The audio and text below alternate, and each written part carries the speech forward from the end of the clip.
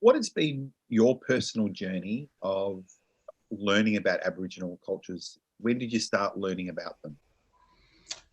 I've been so lucky, AJ. I really have. In Fitzroy, in collaboration, we set up an Aboriginal kindergarten, as well as they would come to my group too. I've even been in, when I was at Yapra, one of the elders came to me and said, come with me. And I said, sure, I'll just leave all my children. I'll come with you. But with the greatest respect. There was, because she would never tell me to do something unless I had to do it. So I went, and I don't know if I'm going to cry, but I met her niece, who she had never met before. Yeah. And it was so profound. And Nan was just, I shouldn't say, but she was so happy. She just wanted to share it. But she said to me, now you know. Now you know. And I went, yeah, thank you. Question, what did you learn at school about Aboriginal people? Oh, disgusting stuff. It was really disgusting, that they, that they're not, there's no black Aboriginal people left. They've all been, assimilated out. And I've met so many Aboriginal people say, hey, I don't exist. And there's not many, that there's hardly any. They don't have a lot going for them. They're just sort of nomads and wandering around doing nothing. No, it was terrible stuff. Yep. Oh, I'm going to ask you a question. During your early childhood studies, did you learn about any Aboriginal issues or strategies then when you were learning? No. And I'm glad I didn't, because when I was approached to help run an Aboriginal kindergarten, I was very open. Yeah. I mean, I'm so wide, I could have been so easily swayed to, just try and set it up myself, where, I said, yep, let's go. What do you want to do? Do you have any First Nations idols that you look up to? Dr. Anita Hayes, because I do love her writing. I really do. And she's just such a positive person, and she's in everything, and I love all her posts. Now Adam Goods, I thought, wow, so strong, and very it was just so powerful to see him do what he did, and to put up with the flack that he put up with, and still people did not see the racist fucking comments that came from those people who are interviewing him and twisting things around, and he stood his ground. Yeah. Oh, yeah. He makes my heart sing, that man. Yeah. What tips and strategies would you offer early childhood educators who may have no idea where to start their personal journey? Okay. Again, go to the Narangully website and read that, and start checking out locally who is around you. Don't be frightened. There's no fear. Just keep searching. Do it yourself. Don't keep asking people what to do. Start yourself. And as soon as you start that journey, you're going to go far, because then you've made the commitment and you've made it important. Okay. So, Nicole, tell us a bit about your journey about learning about Aboriginal and Torres Strait Islander culture and history.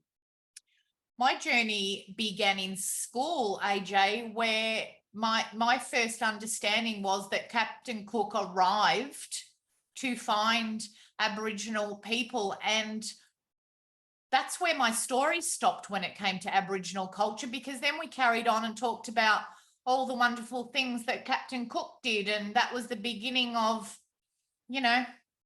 adventure and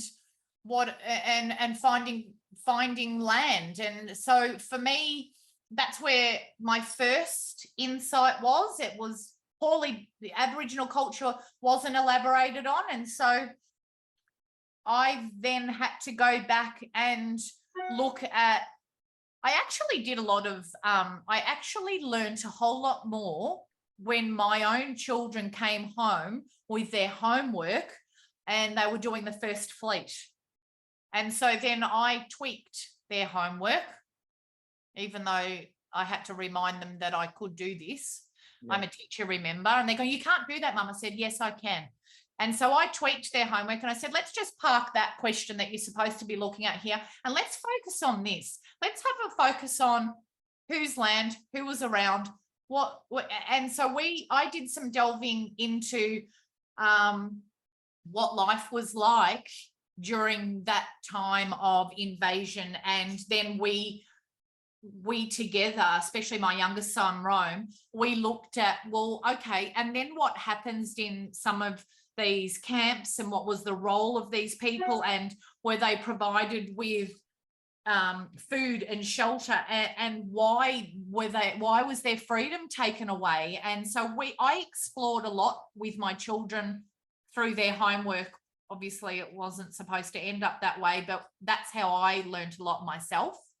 And then my journey continued, AJ, where I started to get frustrated, which I continuously tell myself, I've got no right to be frustrated. Imagine how Aboriginal people feel when people don't listen and you are continuously telling the stories over and over again, or, you know, going back to why Australia Day shouldn't be celebrated on January 26th. And I would find that the more I learned, the more I wanted to be a strong ally, and the backlash that you would get would frustrate me and annoy me. And so I channeled that into learning more. So then I knew more, and I would then start listening to Sue-Ann Hunter. I know that you're going to ask me, because I know it might be one of the questions, who I admire, and she is a fierce advocate that caught my attention when she was speaking at a protest, and I thought, wow, what a strong, powerful woman. And so that's kind of been my journey in listening. How can I better support you in your journey? So Sue-Ann's one of your idols? Yes, absolutely. Yep, she is. She absolutely is. I remember watching her speak and at one of the rallies, and then I kept sharing, I saturated my social media with it, and I just felt compelled to message her, and I did. And I said, I just thought your fierce, powerful stance today was so admirable, and absolutely one of my idols. Yep, she is, totally. Cool. Yeah. Do you have any other idols?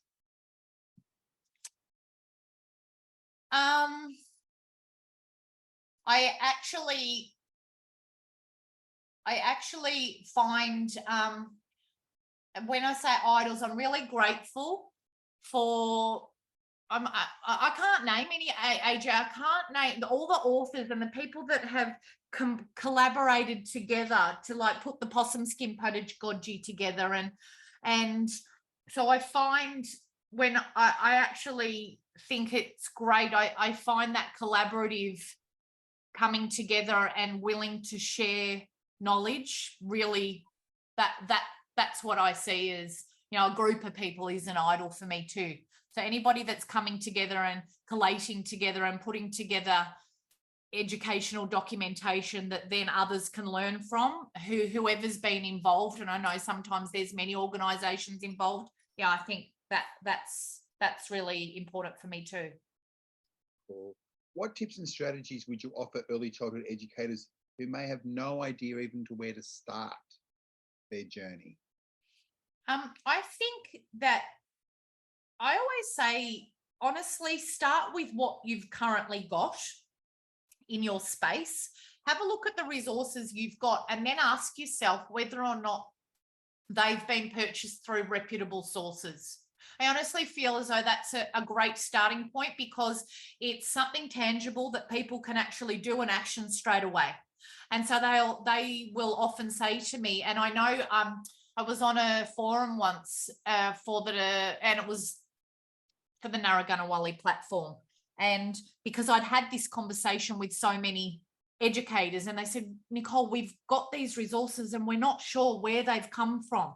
And so then we deliberated about, well, do you feel as though that, you know, what's best? And I remember I asked this question to these representatives from the platform who were Aboriginal, and they both had different opinions on it, which I think is also something to be mindful of, that everybody is going to not necessarily have the same opinion on things. That's why you always have to ask.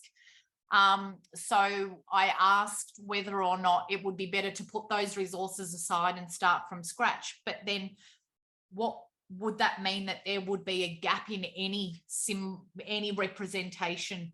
So would it be appropriate to instigate an ethical purchasing policy and a procedure so that any further resources that are purchased come from reputable sources and come from organisations? And I think too that Aboriginal people are represented authentically, not just, you know, back in, you know, hundreds of years ago, that they are actually also depicted in a contemporary modern day society as well. So whether that be through audio or books.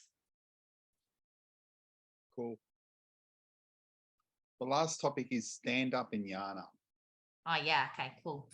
So 5, 4, 3, 2, 1. So Nicole, have you had any experience working on reconciliation action plans? Do you know, me personally, AJ, I have not.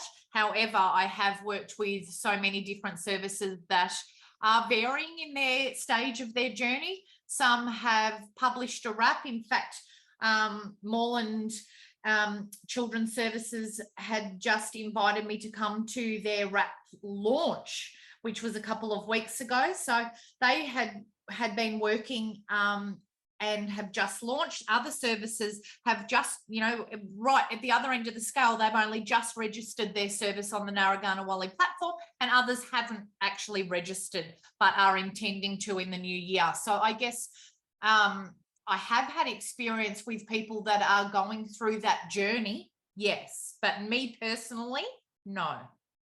Yeah. The ones that have spoken to you, what do you think have been some of the easy things or some hard things that they've mentioned? I think the easy thing, AJ, is once they are registered on that platform and the Narragansett platform, it is easy to navigate, and it's really a user-friendly tool. I know that's been, we were so worried about how we go about this, and they found the navigation of that platform really, really easy. One of the hardest things that I hear is trying to get the rest of the team and the community on board. So I know in my discussions with services, they might have a RAP officer, and they've created, officers or a team of people, ideally some in leadership, some working directly with children, stakeholders, families that might be on this RAP committee, but to try and actually share the information across the entire centre community has been a great challenge. Yeah. Question, advice on where people should start the RAP journey? I think it's really important. I found it so useful to attend the information sessions and actually physically sit down and have a play on that platform. So that way people become actually familiar with it. They can navigate there and then in the moment, attend an information session, and really get familiar with the platform that they can use, so that it's not so daunting, and then they're more likely to tap back into it and complete the actions required of them. The final question I've got here is, why is having a reconciliation plan important? I think, AJ, it's important for a couple of reasons. I think education and care services, regardless of what service type they are, need to have this document as a commitment to ongoing knowledge building and ongoing respect and safety for Aboriginal children and their families. So I think it's important that everybody has this document as a starting point for making sure it's always going to be a part of the culture of the service. So once you begin, it's a commitment that you continuously work on. It's not going to be something that's no longer existent in the service. So I think that's really important. And I think it's also important because we want to look at avenues to build positive racial identity. And so if we can formalise through policy and documentation these commitments, I think it's really important that we do that. Our governance and our leadership needs to ensure that this happens. Yeah.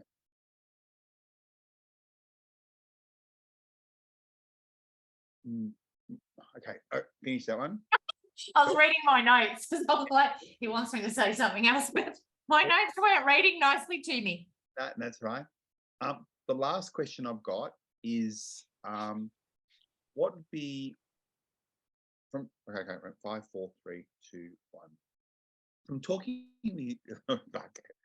Hey Sandra, what's been your journey about learning about Aboriginal and Torres Strait Islander culture and history? Well, I probably have to say definitely not easy to begin with. And I guess in some respects it continues to not be easy, as not everybody shares the same perspective as me or my thinking. And this is why we have a gap, and this is why we're working towards reconciliation. This also highlights why it's important to develop positive attitudes with our children, and why we need to be embedding Aboriginal and Torres Strait Islander perspectives into our early childhood curriculum. For me, there was no truth telling at school.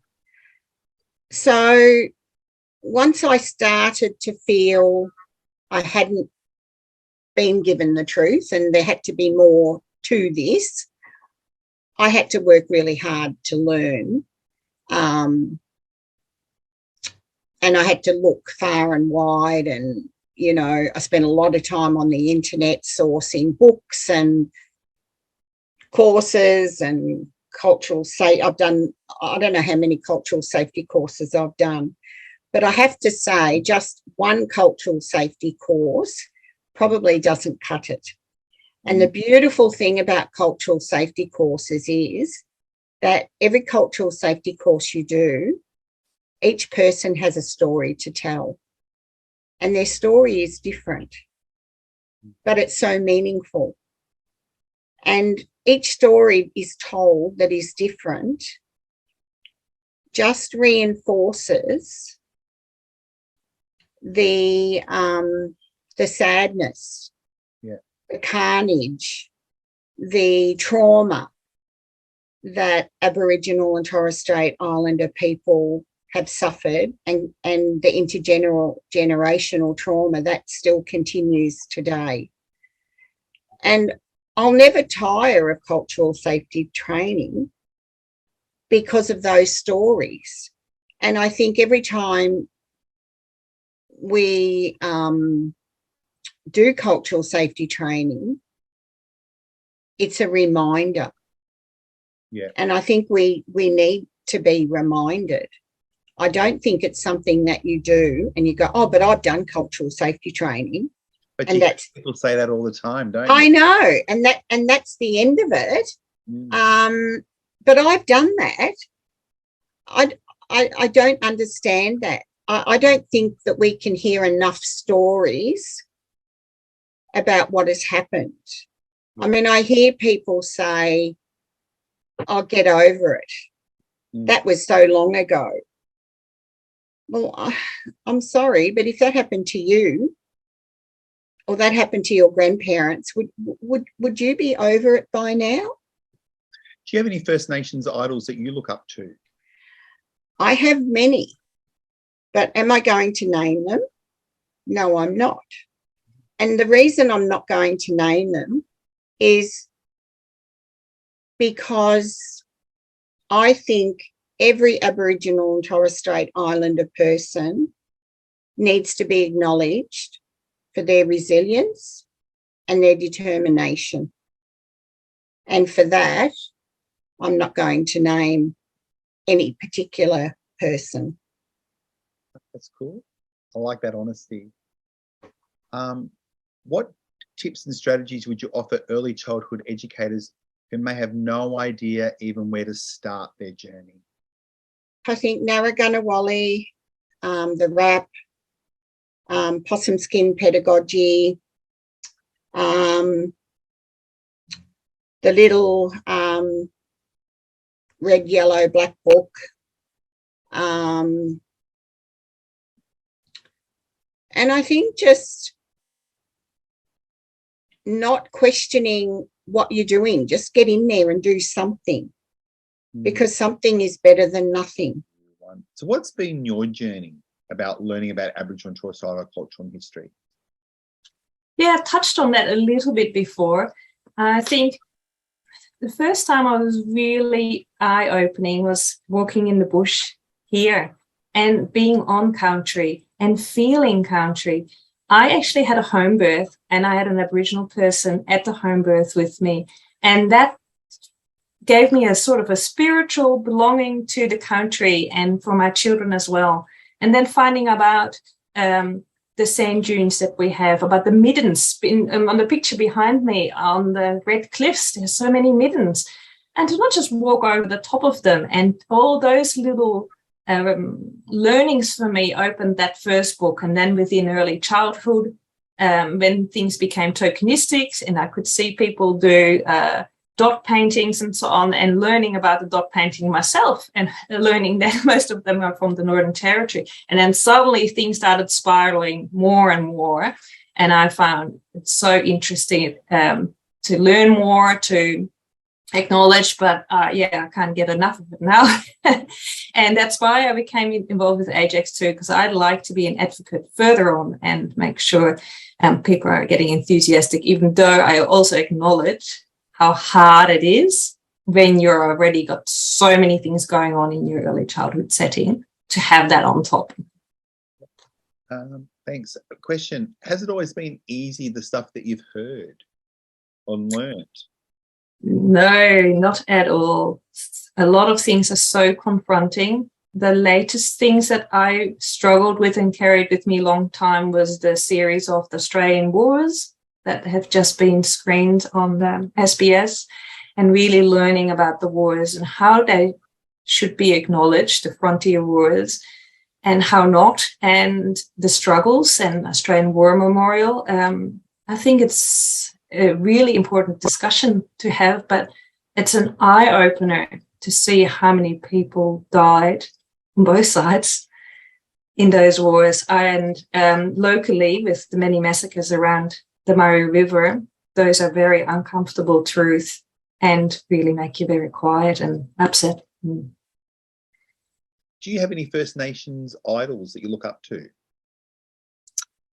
Well, people like Jessica Mowboy and Troy Casadale are probably way up there, but painters like Awit Namajira, absolutely fascinating too. And I'm so glad that we are learning so much more through mainstream television about people's biographies and histories so that they can become idols. Final question, this little section here is, what tips and strategies would you offer early childhood educators who may have no idea where to even start their personal journey to reconciliations? So the Narangala website, Narangala, can you help me with that word? Narangala, yeah. Narangala website. I would start with that. And there's webinars through Narangala that are the best practical tips on how to start this journey. The 1 hour one about the reconciliation series is for me a big tip, and the walking together document. Well, I believe they're both on the AGECS website too. So Alex, what's been your journey about learning about Aboriginal and Torres Strait Islander cultures and history? So surprisingly, given the fact that I'm from a rural Victorian farming community, I actually was taught about this in school, although admittedly it was very much this is something that happened in the past and does not happen anymore. And I don't know that it was super accurate, but I have known since I was a child that there was, horrific violence towards the First Nations people that were on the land that my community farmed. And I've known that since I was quite young. I mean, we were taught some inaccuracies. We were taught that the Aboriginal community in our area no longer existed. Not true. We were taught that the Aboriginal community didn't really fight back. They didn't really want the land that much. Also not true. And we were taught that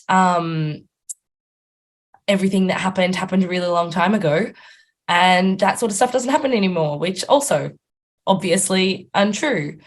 But no, I honestly don't even know which teacher it was, because it's quite progressive, I think, back then for a teacher to have brought it up at all. It wasn't in the curriculum back then. It was the teacher deciding to tell us about that. But yeah.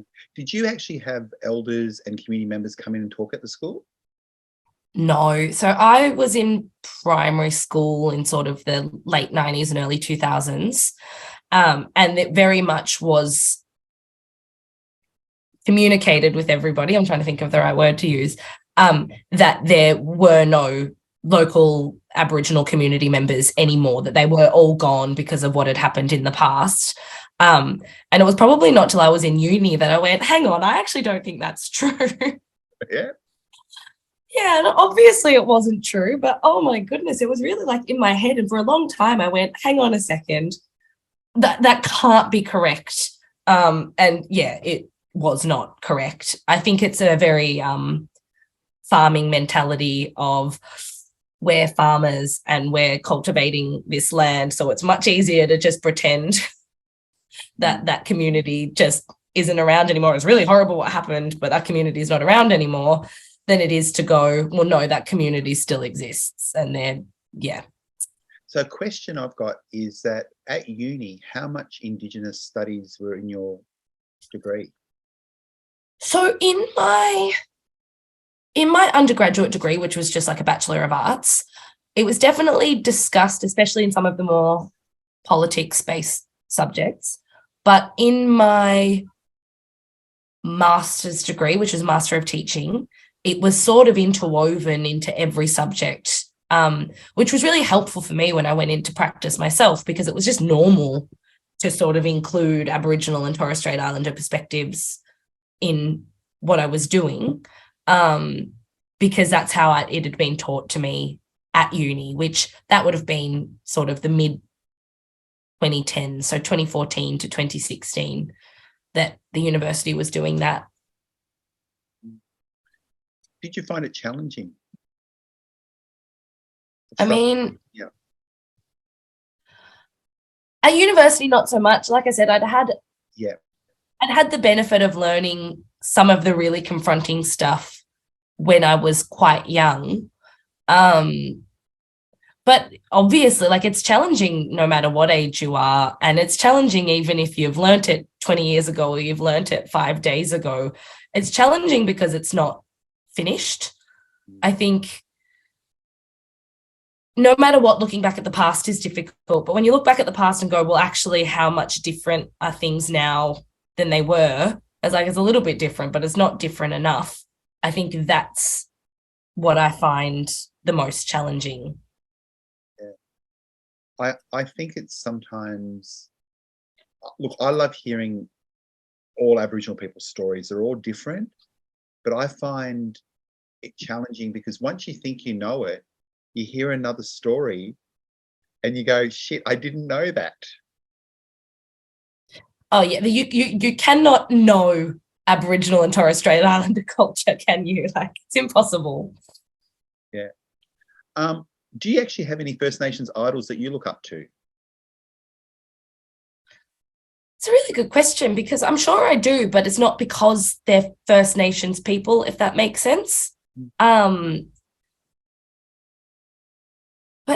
oh my goodness, yeah, I'm sort of drawing a blank at this point, because I just want to reel off every single person that I know, because being able to be outstanding in your field after facing so much, you know, adverse circumstances is incredible regardless. So even if you look at yourself, AJ, or if you look at, we were just speaking with Kerry Arabina earlier, I think anyone who turns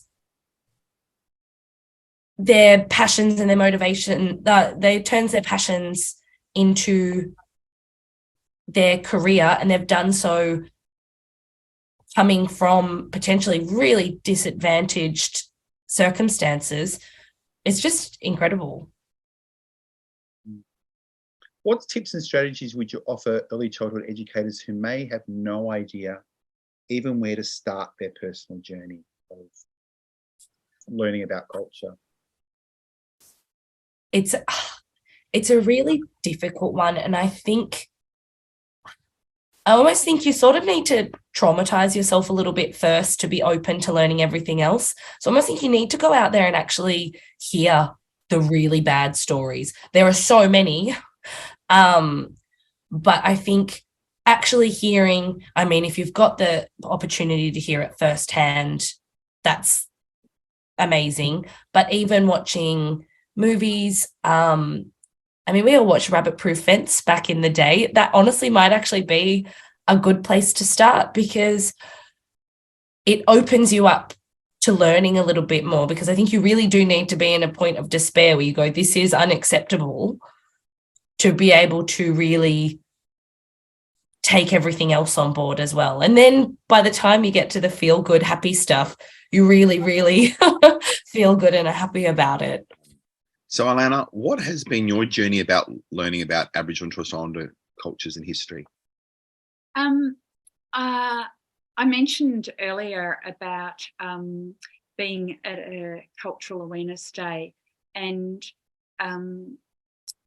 learning about the stolen generation and being quite shocked. Another part of that shock was that I had grown up with fellow children who happened to be Aboriginal in the country town that I lived in. And suddenly I was understanding what their experience was, that I had no idea as a child. As a child, that was just another child I played with, usually at the pool. And I couldn't believe it. I thought, okay, that's why there was only one family in that country town. And then I realised that was an actual ploy to separate people when they came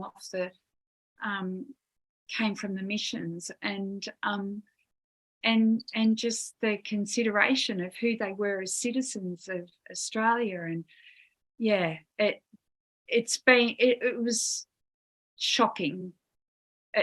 And then since then, just wanting to learn more. So just reaching out, just reaching out, whatever role I'm playing, whether it's a professional role or just personally. So personally, I might be just going to events, and that has been beautiful, go back to the museum and go back to, and go to that event again, or go to a different one, but have it on your calendar each year. 2023, what am I going to do? How am I going to? So that's a personal journey of engaging, and that's been beautiful. That's been really beautiful, the cultural side. And then from the professional point of view, when the day after I stepped up as president for AGECS, I announced to the executive that by hook or by crook, we have to have a reconciliation action plan. We need to get something going here. And that I didn't really know what that meant, really. When I look back and reflect now, it's meant so much more, and I've learned so much more. I knew I was going to learn. I knew I was going to have to unlearn, but it's just so much more and so much bigger than I ever anticipated, and so enriching, because personally it is so enriching a journey as well. Do you think sometimes it's been challenging? Yeah. It certainly has. And I'd have to say, if you start, be prepared to be enriched, be prepared to be humble. That's really, really big one. Be prepared to let go control, to step back, to listen deeply. But yeah, and be prepared to be challenged. And I think you've said it, and I think Tristan's said it, I think others, Kerry, it's all along the way that you'll make mistakes. Just do it. Just do it anyway. Feel the fear and do it anyway of making mistakes. Yeah, definitely challenged. Do you have any Aboriginal role models that you look up to, or idols? I do. You. You never cease to amaze me. And our community representatives on the AGECS RAP, Kerry Douglas and Tristan Williams and Kay Mondon, always get the surname wrong, Bindi James. Yeah, so we've got, I'm really quite in awe of all of you. But probably I did a project many moons ago for, it was with a grant money from AGECS, and with this project it was a video project, and my mentor for this video project was Auntie Sue Lopez Atkinson, and I was so green. And she was so patient, just with her wisdom. And I thought, oh my God, she's got a million things. I think at the time she was on 15 committees. She still is, I think. Probably 30. But yeah, I'd have to say, and she's now got an Order of Australia. And I think, thank goodness. I mean, wow, you probably all deserve Orders of Australia, but it was really, I look back then, I think when you're very green and then you come further down the track and you realise, wow, the more you learn, the more you realise there's a lot to learn. There's even more to learn. It really does make you appreciate the patience of people that have supported you, Aboriginal and Torres Strait Islander people who have supported you along the way.